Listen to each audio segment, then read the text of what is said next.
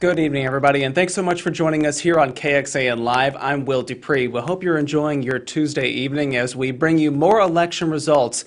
The big headline out this evening is that Prop A, Austin's proposition that would have boosted police staffing and its budget, is projected to fail. The latest results here showing that the vote is a split of 68 to 32, with that 68% on the against, those voting against this proposition, while the 32 voting for this proposition. This was the big contentious issue for a lot of voters this particular election. So we want to focus much of our coverage right here at the beginning on this, but please note we will be talking about a lot of other issues here in the community, including some of the items up there in Williamson County. So if you're a Williamson County voter in some of the communities like Leander or Georgetown, please stay tuned because we're going to break down some of those results coming up in just a moment with our KXAN's Caitlin Carmoot. She's standing by for that. But for now, we want to bring in our digital reporter, Kelsey Thompson. She is here in the KXAN Live studio with me right now. Kelsey, thank you for being here. Thanks so much for having me, Will. Yeah, we want to focus again on Prop A, the results showing there, and our projection calling that that proposition has indeed failed. Yeah, you're right, Will. Current preliminary results show, as you just showed on the screen, that more than 2/3 of Austin voters who cast a vote in this year's election voted against the proposition, which, among other things, would have increased APD's funding levels as well as their staffing. One of the central components of Proposition A was meeting that threshold of a minimum of 2 officers per 1,000 residents here in Austin, along with expanding on minority hiring, officer training programs, as well as community policing initiatives. Now, prior to Prop A and tonight's election results, we heard from APD Chief Joseph Chacon yesterday at a Public Safety Commission meeting where he addressed that regardless of what the results come out from tonight's election, there are still initiatives in place and underway to help bolster the department's staffing levels, namely through expanding on its Cadet Academy class programs next year. There were 2 different proposals that Chacon addressed. One of them would incorporate 3 cadet classes, full cadet classes. These are 8.5-month training programs with 1 modified program. With the modified version, that's when APD would recruit peace officers from other law enforcement agencies who already have experience in the field and would require much less training in order to officially join APD's ranks. The second option would be 2 full classes and 1 modified version. That's the one that Chacon said he felt was much more likely, given the fact that to have a significant number of full cadet class programs, that requires a lot of resources, both funding and training wise, coming out of APD. So that's a sneak peek and a look into how next year's cadet class programs are going to come out. And we know that staffing levels have been an issue for APD, namely within the past year. During yesterday's Public Safety Commission meeting, Chacon addressed some of those vacancies. Currently, the department has 191 vacant positions that he defined as truly vacant. That means that these officers are not out on leave, not sick, not injured, but rather these are true vacancies that need to be filled. Currently, APD's budget accounts for 1,809 officer positions. Of those, only 1,618 of them have been filled. All right, so that is the update from the police chief. Obviously, they are taking these vacancies and the staffing issues very seriously here in the community, but with this particular election and this Proposition A, again, appearing to and projected to fail this evening after voters oppose that measure, we do have reaction coming in, and I just want to be able to share some of that with you all now. The group that popped up opposing this measure, a group called No Way on Prop A, sent out a statement tonight. The campaign manager, Laura Hernandez-Holmes, saying, quote, "Tonight is a victory for the safety of all Austinites and for our democracy. Prop A was an irresponsible ballot measure that would have forced Austin to spend hundreds of millions of dollars more on the police department by cutting funding from other essential city services." That, of course, touching on the main criticism against this particular initiative, Kelsey, saying that if it would have passed, it would have required the city to spend anywhere from $250 million to almost $600 million, according to the city's projections. And now they're saying that because this has failed this evening, they will not have to have that funding issue going forward. Right, that's exactly right, Will. And I know both Austin Mayor Steve Adler as well as the majority of council members have been extremely critical of Proposition A and have referred to it as a fiscally irresponsible proposition because of the large cost associated with implementing these initiatives. And many people who were opponents of Proposition A pointed to APD's current budget for fiscal year 2022, which is the largest on record for the department at $443 million. Meanwhile, you have those who are proponents of Proposition A who said that the current funding levels don't go far enough, and they specifically pointed to the fact that there was those vacancies in APD staffing levels, and with those, they argued, comes the increased crime rates that we're seeing in specifically homicides and aggravated assault. However, as we've been covering this, we've talked a lot about the root of the arguments regarding Austin's current crime levels and how they've changed over time.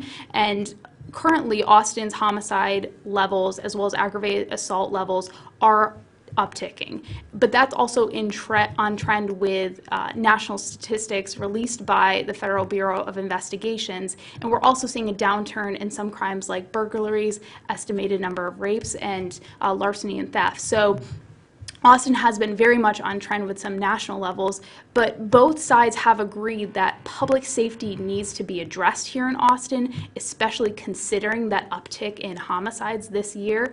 But each side has come to different conclusions on how exactly to reach that targeted goal. And that really tees up this soundbite that we have from Mayor Steve Adler reacting to tonight's vote. So take a listen as the mayor reacted to this measure failing this evening from voters.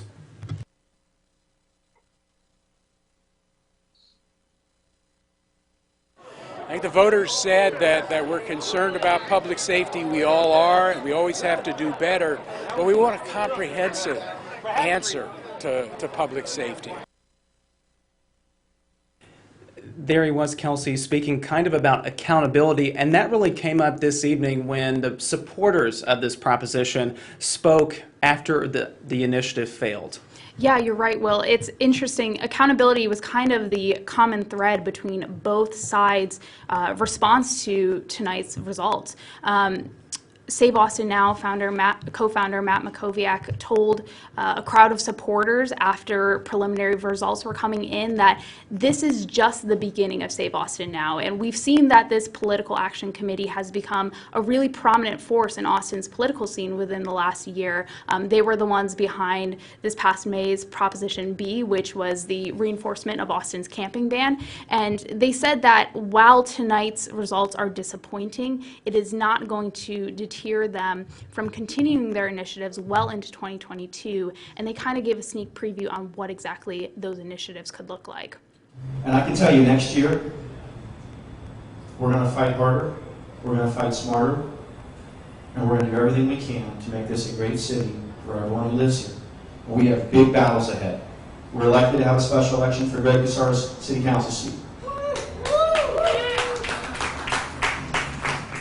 We may have an opportunity to put something else on the ballot in May, and stay tuned on that. And then we're going to have a epic battle for half of our city council seats, our mayor's office in November, and potentially with runoffs in December. So you ain't seen nothing yet. Okay, this has been about preparing us for next year. In fact, this result tonight raises the stakes for next year. It raises the stakes for next year. There you have it, Kelsey. As you said, Save Austin Now, the group that unsuccessfully pushed for Austin's Prop A this time, is saying that there is more to come.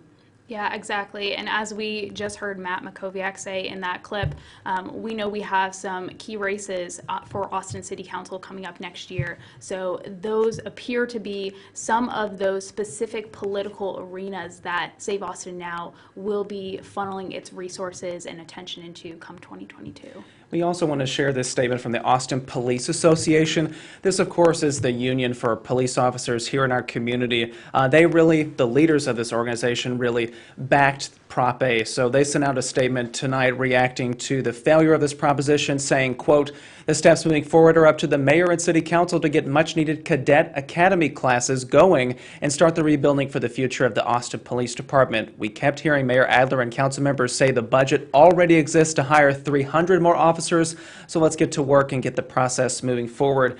Kelsey, you mentioning there that Chief Chacon is addressing that, wanting to restart and get more of these academies going. Yeah, that he referred to that as a critical initiative of the department right now, considering a variety of reasons why staffing levels are where they're at in APD. Namely, he said in 2020 that the department saw a significant number of retirees. But in addition to that, there's also resignations and different departmental changes as people move up the ranks. That leaves more officer positions open. So there's a variety of factors that Chacon said are responsible for the current vacancies we're seeing, but with the largest budget on record for APD passed this year, along with some of that refocused attention on these cadet classes, he said that it's going to take time and it's going to take a lot of resources, but that is a cause that the department is committed to looking into more seriously. We'd like to button up our coverage about Austin's Prop A at this time, but reminding you what the results that we're showing right now. Again, votes are still being counted right now, but again, about 2/3 of voters here in Austin saying that they are opposed to Prop A. So we have called this race for against this proposition. Only about 1/3 of voters voting for it. We also want to update you on Austin's Proposition B. This is a land exchange initiative that was on the ballot, and we are projecting that it has been approved. So just wanted to share that result with you as well. As I mentioned earlier in our digital show, trying to get my words right this evening after a late night, but we do want to bring in our Williamson County reporter here at KXAN, Caitlin Carmouche. She's been standing by to share some information about some of the races that are happening up there, because we are tracking so much, not just here in Austin, but really all around our area. So we thank you again, Kelsey, for participating in that first portion, but we do want to get to Caitlin now. Caitlin, thanks for standing by with us.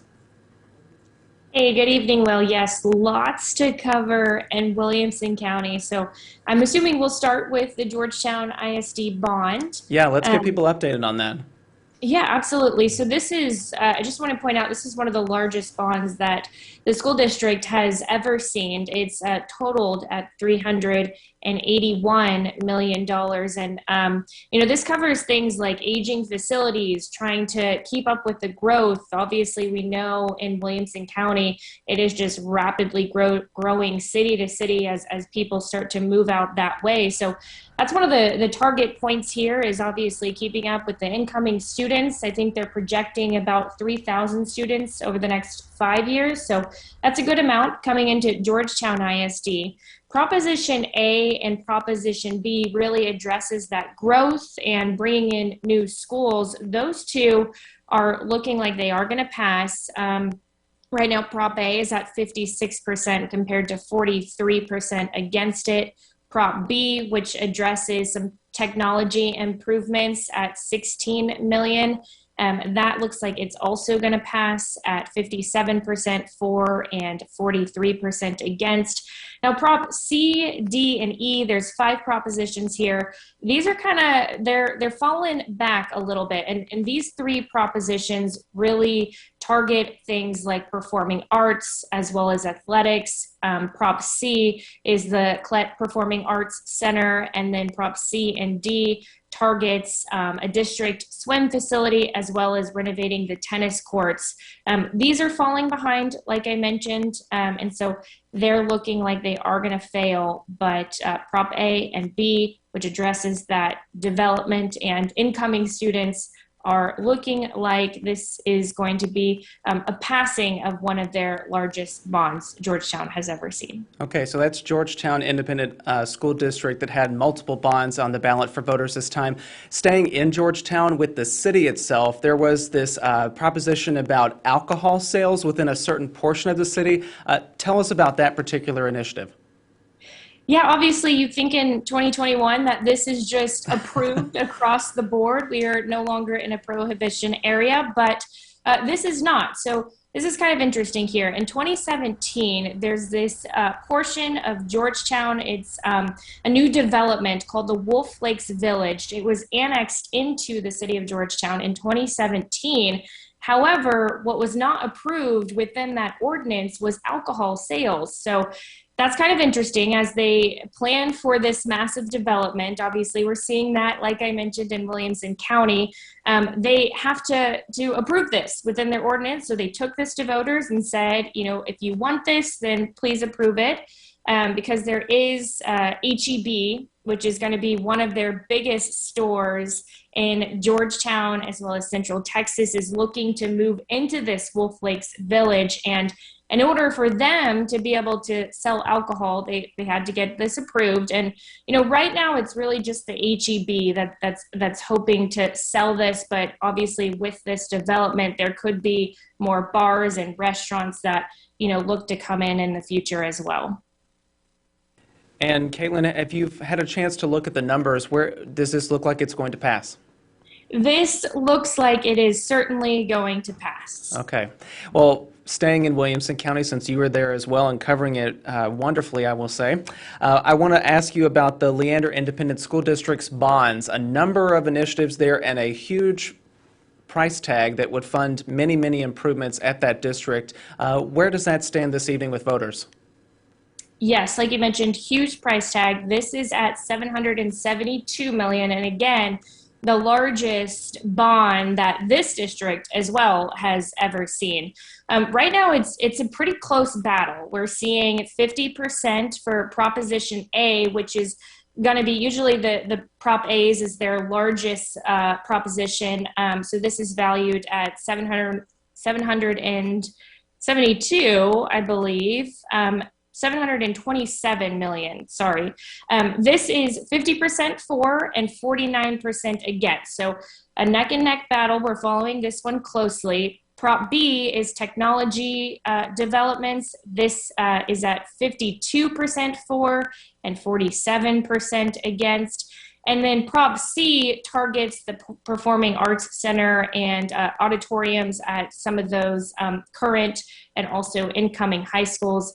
This is at 51% for and 48% against. So big price tag. People are really thinking about this one, as you can see with those numbers. Also kind of in your neck of the woods there in Pflugerville, an initiative, a number of things voters are facing up there, but one that you've really covered extensively was with the Travis ISD 17, I believe.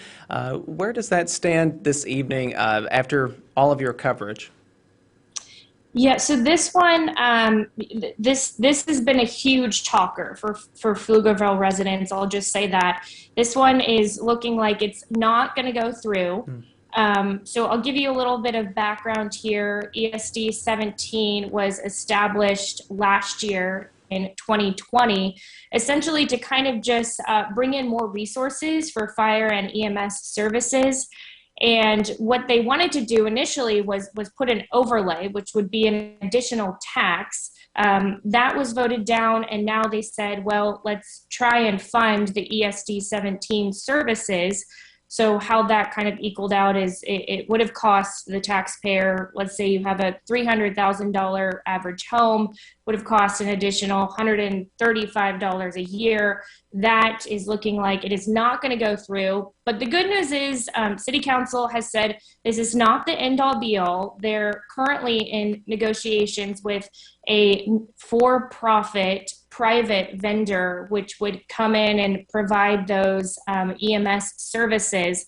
And they actually just had a council meeting this last Saturday that went into executive session. And so I'm sure that this is not the end of this discussion as far as what happens with these ESD services and where kind of they have to bridge the gap as far as bringing in more personnel. Well, KXAN's Caitlin Carmoot, thank you so much for joining us this evening and staying up a little late alongside both me and Kelsey to report on all this. I just want to commend you for all the work that you've done and what you will continue to do, because it will be great.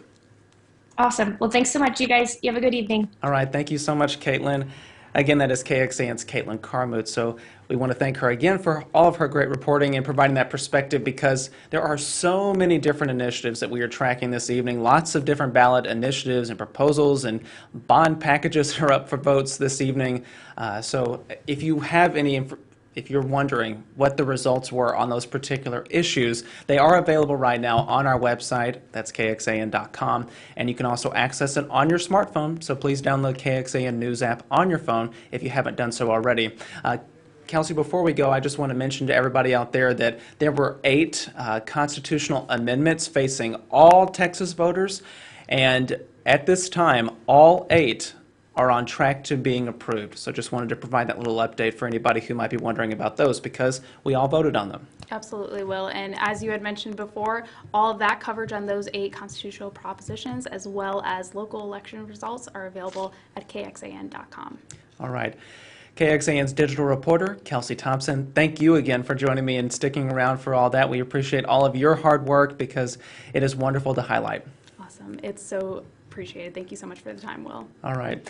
Thank you all again for watching here this evening on KXAN Live. I'm Will Dupree in the KXAN Live studio. We're going to wrap up our stream now, but I will tell you, all of our election coverage continues on our website, so please check it out there if you're looking for any particular results in your community.